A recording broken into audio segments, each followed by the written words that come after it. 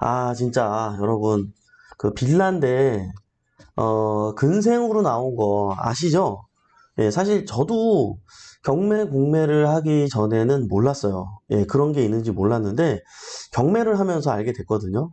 여러분들도 아마 그런 경우 되게 많을 거예요.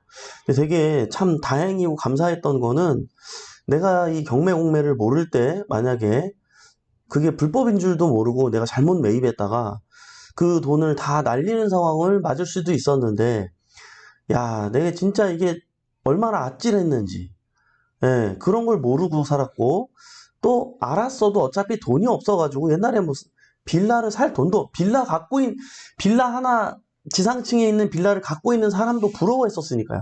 진심으로.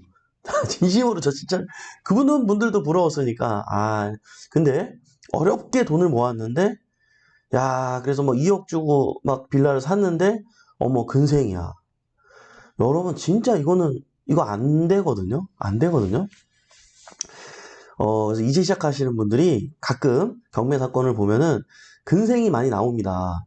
멘토님, 이거 요리하는 방법 없나요? 제가 이 질문을 항상 받는 것 같아요. 네, 그래서 그거에 대해서 오늘, 마침 기사 내용이 있더라고요. 그래서 기사 내용 함께 보시면서 방법이나 여러 가지 해결책 같은 것들을 나눠보도록 하겠습니다. 자료만 이렇게 보시면서 말씀 나눌게요. 잠시만요.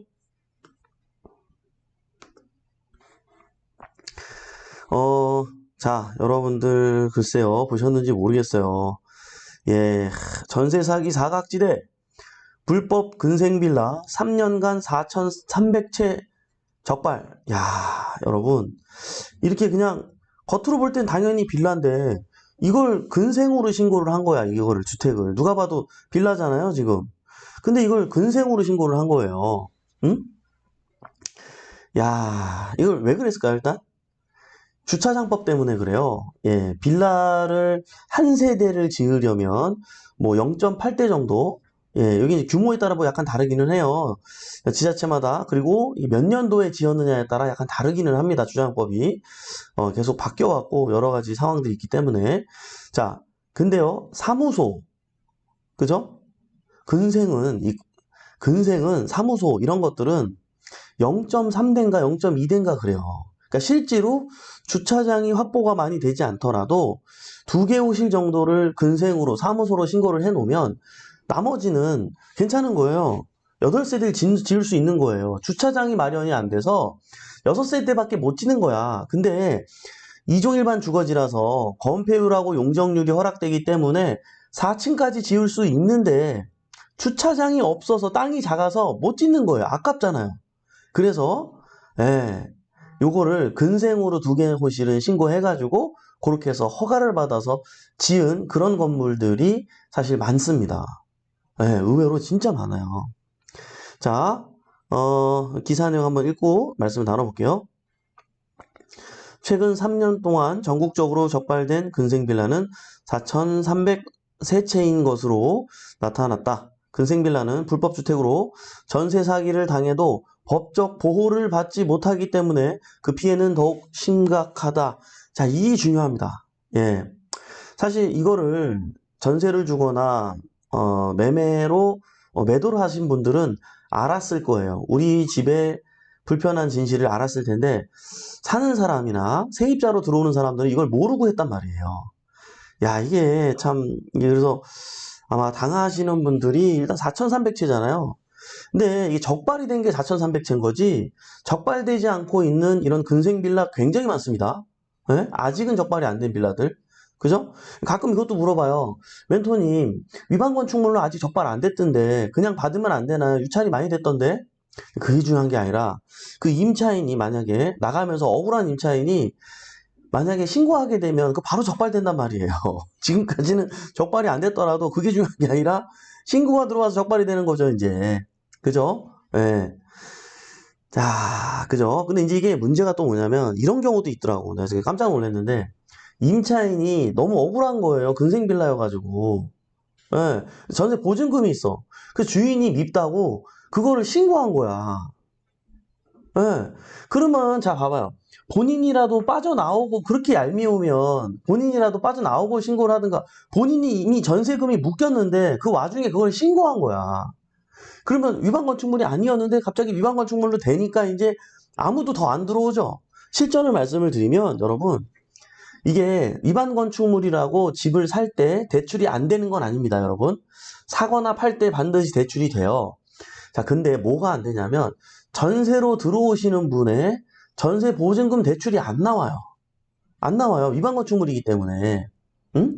그러니까 이게 문제지. 그럼 우리 입장에서는 월세로 들어갈 거면 하는 건데 그 월세로 재미 보는 게 중요한 게 아니라 나중에 내가 못 판다니까요. 안 산다니까요. 사람들이 이제 이런 공부를 조금씩 하기 때문에 알고 있잖아요. 그 이런 거를 또 중개사님이 함부로 또 소개해 줄 수도 없잖아. 그죠? 요즘은 여러분 이거 안 돼요. 우선은 안 되지만 방법도 있긴 하거든요. 그건 제가 좀 이따 말미에 설명하도록 하고, 최근 3년간 전국의 불법주택인 근린생활시설 빌라가 4,000채가 넘는 것으로 나타났다. 근생빌라는 근린생활시설의 상가 부분을 주거용으로 개조해 사용하면서 상당수의 세입자가 불법인 줄 모르고 임대 계약한다. 정확하게 말씀을 드리면 근린생활시설 상가 부분을 주거용으로 개조한 건 아니고 가끔 개조한 경우도 있는데, 그것보다도 신고만 근생으로 신고를 하고요. 지을 때 애초에 주거로 지어요.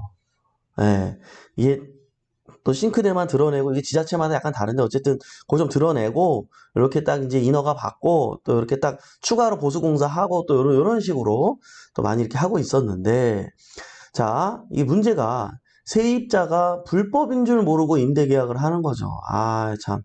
이에 법적으로도 보호받지 못하면서 전세 사기 피해 사각지대에 놓여 있다는 지적이 제기된다.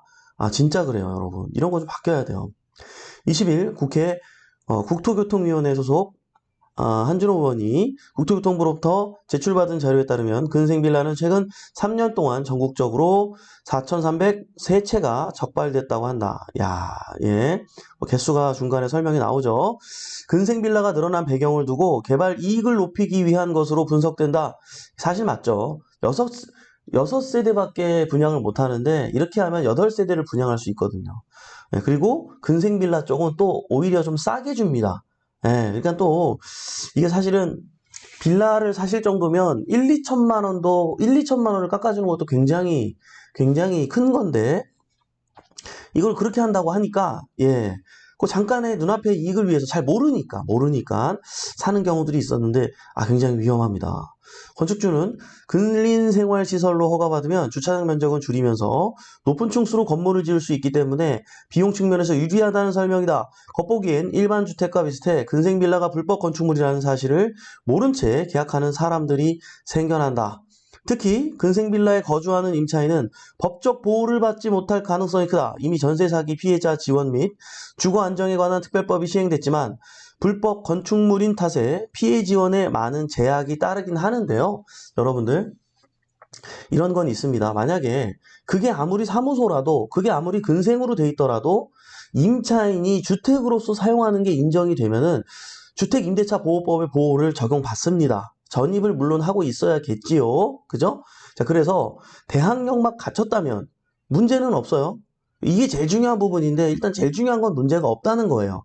이게 위반 건축물이어도 임차인의 대항력을 보호받는다는 거, 요거는 오해 없으시기 바래요. 자, 정부가 근생빌라의 경우 매입하지 않기로 결정하면서, 야, 공공임대주택으로 활용하지 못한다. 예, 맞아요. 이걸 차라리 모르고 샀으니까 그 LH에서 좀 걷어들여가지고 이런 거를 합법화 해가지고, 그러니까 공공임대주택으로 또 왜 지금 주택공급 모자르잖아요. 이런 것도 하나의 방법이 될 수 있는데 이거를 공공임대로 또 사주지도 않아. 그러니까 이제 양쪽 다 힘든 거예요. 이걸 갖고 있는 사람도 사실은 모르고 갖고 있는 사람도 되게 많거든요. 예? 그러니까 어떻게 보면 임차인도 구제를 해주고 이 주인들도 구제를 해줄 수 있는 좋은 방법이 될 수 있는데, 글쎄요, 이건 어떻게 될지 모르겠어요. 근데요, 여러분, 되게 중요한 거예요. 자, 봐봐요. 이게 지금 이것 때문에 피해를 보는 분들이 의외로 많거든요. 다시 만약에 정부가 만약에 LH에서 공공임대로 근생빌라를 매입하기로 만약에 결정 나죠. 여러분, 빨리 소문 나기 전에 우리끼리 빨리 근생빌라 낙찰 받아야 돼. 뭔 말인지 알겠죠? 그렇죠? 빨리만. 자, 이런 거 많이 발표되면 기다렸다가 제가 바로 얘기해 줄 테니까 그날 올라온 입찰 들어가는 물건부터 받아야 돼. 제가 봤을 때는 한 3일 정도는 괜찮습니다. 3일 정도. 예. 일주일까지는 괜찮은데, 그때 되면 조금 몇 명 들어오니까 빨리빨리 움직여야 돼. 빨리빨리. 그때가 되면 다시 말씀드릴게요. 자. 왜냐면 충분히 이 정도는 해줄 필요가 있다고 봐요. 왜요? 엄연히 주택이고요. 저렴하게 차라리 매입해가지고 이거를 공공임대로 활용하게끔 해주면 되잖아요. 자, 만약 거주자가 경공매로 낙찰받더라도 불법 개조된 부분을 원상복구해야 한다. 맞죠? 개조된 부분을 복구하지 않으면 이행 강제금을 내야 한다. 이 또한 맞죠? 네, 한 의원은 근생빌라라는 사실을 모른 채 전세 사기를 당한 피해자들은 이중의 고통을 겪고 있다며 정부는 선의 근생빌라 피해자에 대한 충분한 구제책을 마련해 특별법 사각지대를 해소해야 할 것이라고 말했다. 아, 맞는 얘기죠? 굉장히 공감되는 내용입니다, 여러분. 예. 근데 이게 대부분 이런 경우가 많아요. 근생빌라가 2층인 경우가 많아요. 2층. 예. 2층 그런데 1층인 경우도 있어요. 근생빌라가 1층인 경우도 있습니다. 자, 그러면 사실 2층은 요리할 방법이 없어요. 예. 이게 근생이잖아요. 근생. 자, 그러면 진짜로 방법은 하나 있어. 뭐가 있냐면 그거를 진짜로 근생으로 내가 거기에 걸맞게 개조하는 거야. 살짝.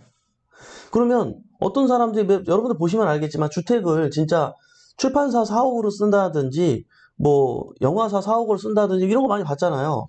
응? 가능은 한데 자, 아무 지역이나 안 되고 예, 홍대라든지 합정 근처라든지 기억나시죠? 연남동이라든지 요런 데는 가능해요. 또 청담동, 역삼동 뭐 이런 데는 골목골목에도 막 사무실이 있고 집처럼 생겼는데 간판이 있고 막 사무실이네. 살짝 개조해가지고 그런 데들은 어차피 여러분들이 사무실 용도로 써도 오히려 더 효과적이기 때문에 나쁘지가 않습니다. 그러니까 무조건 근생이라고 패스하지 말라는 얘기예요. 그런 좋은 입지에 있는 것들은 오히려 잘 됐네. 이거 근생으로 세놔야겠다. 예. 그런 좋은 입지에 있는 것들은 나쁘지 않다는 거예요. 이해되시죠? 그러니까 무조건 패스하지 마세요. 제가 봤을 때 한 100개 중에 한두 개는 그런 좋은 입지에 있는 물건도 가끔 경매로 나와요. 그러니까 무조건 근생이니까 에이 패스 아니라는 거 이해되시죠? 자, 이건 2층일 경우 얘기하는 거예요. 자, 그렇다면 1층일 경우에는 어떨까요? 네? 1층일 경우에는 나쁘지 않습니다. 자, 예를 들어서 보여줄게요. 자, 이곳은 이제 영통역입니다. 예, 여러분들 또 경기권에 생활하시는 분들 남부 쪽에 특히 뭐 수원 곱창 골목이라든지 이런 데 많이 이용해 보셨을 거예요. 지금도 굉장히 활발하죠. 예, 상권이 많이 살아있고 활발한데요. 여러분들이 잘 아는 이 동네에 계신 분들은 알 거예요.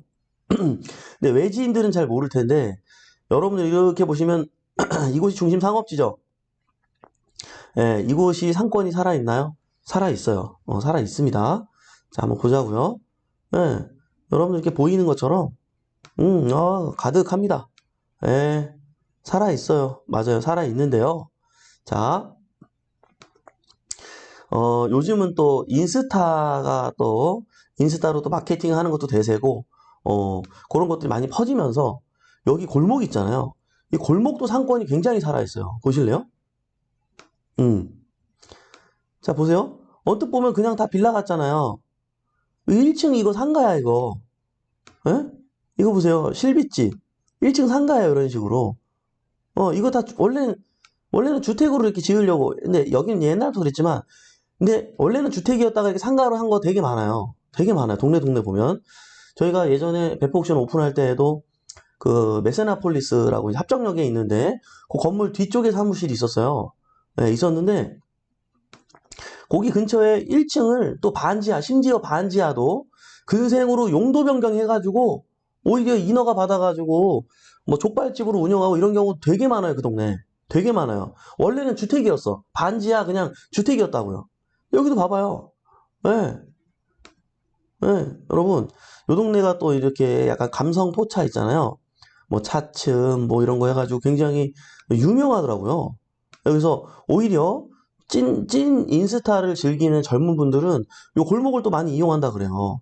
감성 있는 이제 뭐 요런 것들, 고시즈마 뭐 요런 거. 이게 또 인스타에 되게 유명해서 찾아오나 봐요, 사람들이. 뭐 요런 거. 예. 그러니까 요렇게 1층으로 나온 근생 같은 경우들은 나쁘지 않다는 거예요. 오히려 기회인 거예요. 기회인 거예요. 예. 근데 이게 아무 데나 해당되는 건 아니고 해당되는 지역이 있고 그렇지 않은 지역들이 있으니까 그런 거는 여러분들이 구별하면서 판단할 줄 알아야 된다. 그죠? 예. 그래서 그런 식으로 보시면 좋을 것 같고 또 한번 보자고요. 위반도 어떤 그 위반 건축도 레벨이 있습니다. 레벨. 요즘 비교할 만한 게 없나 좀 볼까요?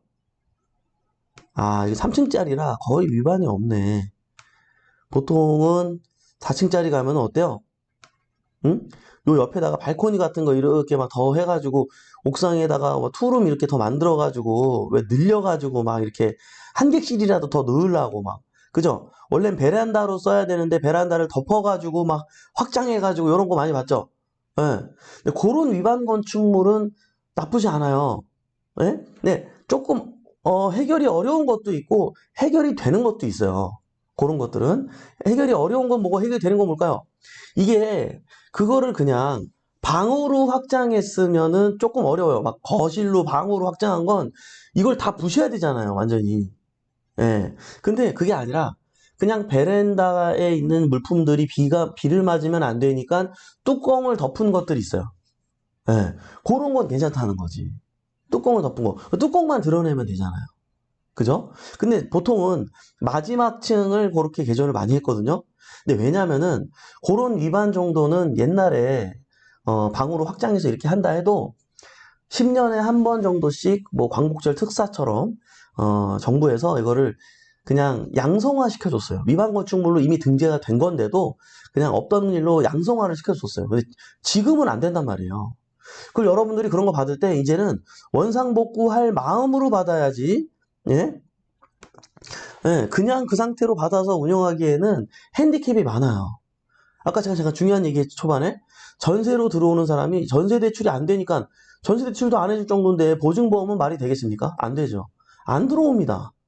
그냥 월세 세팅할 생각하고 받아야 되는 거예요. 그러면 그렇기 때문에 사람들이 조금 꺼려합니다. 그래서 중요한 거는 입찰가가 확실히 낮긴 낮아요. 입찰가가, 낙찰가가. 예. 그러니까 잘 찾아보면 기회가 될 수도 있다는 거예요. 예를 들어서 시세가 한 2억 정도 되는 거를 1억에 낙찰받을 수 있는 상황이야. 근데 내가 옆에 확장된 부분이 전체 면적이 한 20평 되는데 한 3평 정도 확장이 됐어. 그럼 17평이죠. 17평도 굉장히 넓은 거잖아요, 빌라가. 그럼 3평 정도 공사비를 알아봤더니 2천만 원이면 된대. 예. 그럼 어떻게 하면 돼요, 여러분? 2천만 원 주고 공사해. 부셔. 새로 이제 메꿔. 그럼 다시 17평으로 돌아와. 그리고 위반 건축물 해제 받으세요. 그럼 나는 얼마가 드는 거예요? 물론 2억의 가치는 아니에요. 1억 8천의 가치 정도로 떨어지겠죠. 평수가 줄었으니까. 근데요, 나는 어떠냐고요? 1억에 낙찰받아가지고 2천만 원 들였으니까 1억 8천짜리를 1억 2천만 원에 매입한 것과 같은 결과를 냈잖아요. 이해되시죠?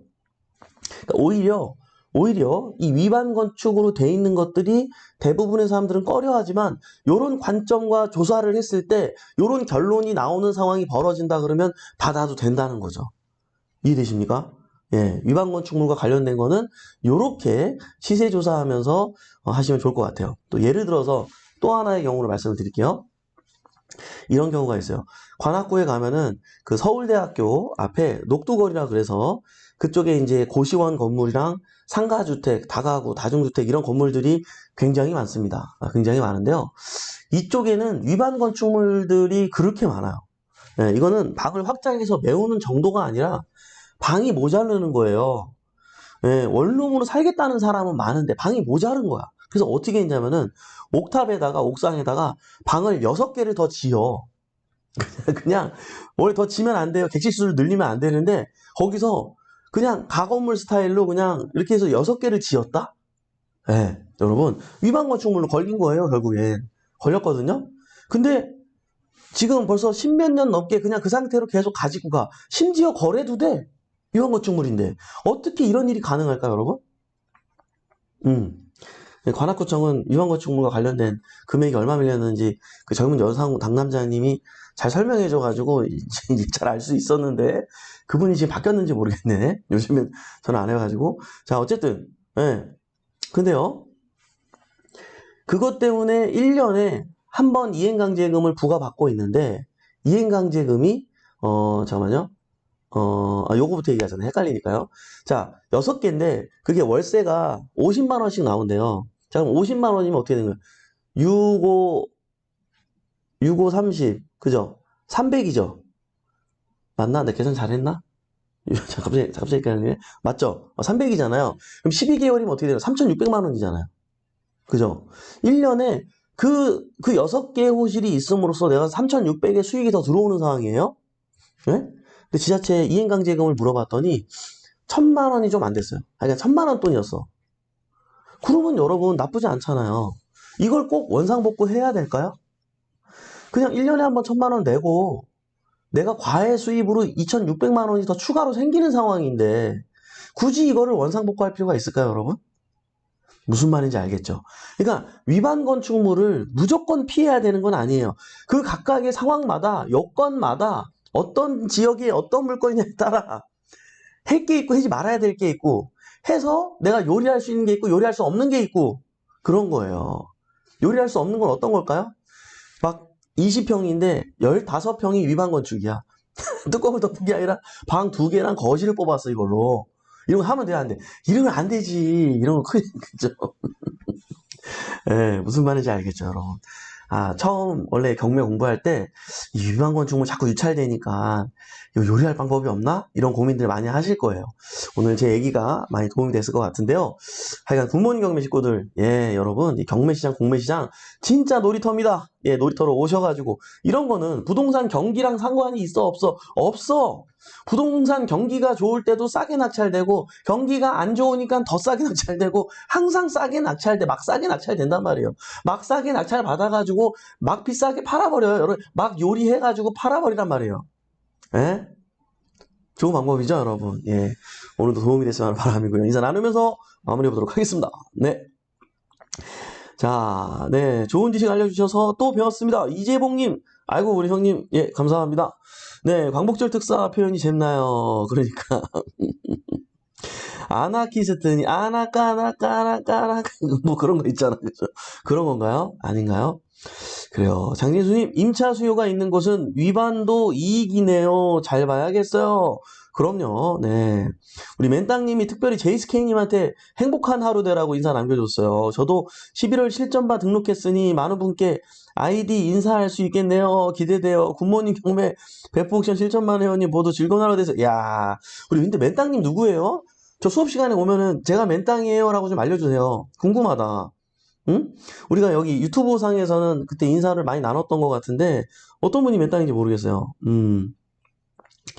어, 소니아님, 멘토님 수업 시간에 서원역 인근으로 고시원 및 다중이 추천해 주셨었는데 봉천이나 서울대 입구역에 비해 수요가 없어 보여서요. 입지도 자신이 없고요. 혹시 추천하신 이유가 있으실까요? 일단 이것도 너무 많이 설명해야 되는데 간단하게 이 서원역이요. 그 서원역 라인, 이제 신림선 라인. 그쪽이 굉장히 옛날에 고립됐던 도시예요. 네, 그쪽이, 그러니까 지하철도 없고, 그러니까 신림역이나 서울대 입구로 가는 버스를 타고 가야지만이 지하철을 이용할 수 있었어요. 그러니까 서울대 앞에 녹두거리도 마찬가지 상황이었어요. 그러니까 거기가 월세가 되게 저렴했었어요. 지금도 지하는 막 20만 원 그럴걸요, 월세가? 예? 지금도?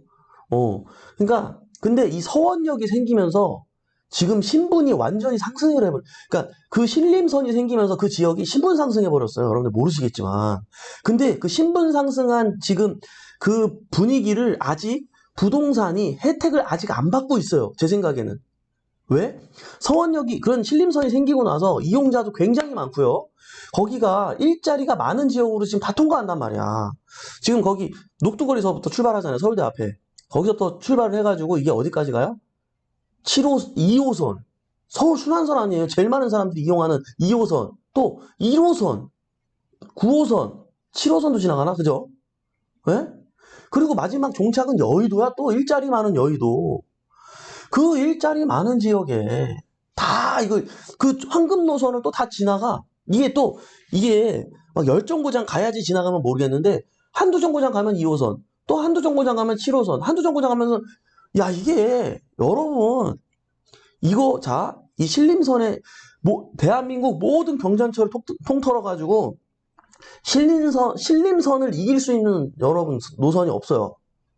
여러분 반드시 그 가치가 내년쯤에 이제 시장이 조금 내년쯤에는 반드시 그 영향을 받을 겁니다.